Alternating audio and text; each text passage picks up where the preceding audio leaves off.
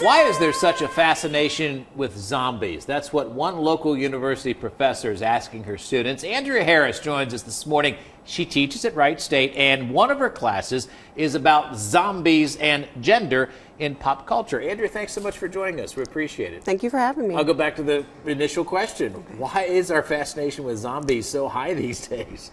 There are a lot of theories about why that is. My theory is that zombies represent something about who we are right now. So studying zombies tells us not just what we're afraid of, but how we're defining humanity right now. Because zombies are essentially us. They represent what we're all going to become one day, a rotting corpse, right? Oh, yeah, so right. that's part of the fascination. But also when you have the zombies, it tends to be an apocalyptic situation. The zombies come, everything collapses. So that speaks to us right now, because I think there is a general sense of uneasiness about where we're headed as humanity due to a lot of different factors.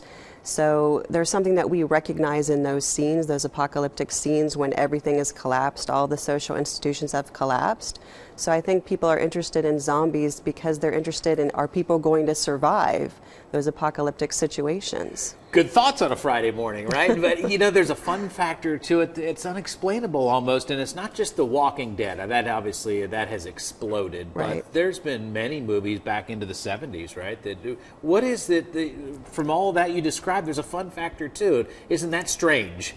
Well, it's like I said, it's a little bit of they're horror. They've also become more like science fiction, so people love to be scared. The zombie is this unique monster.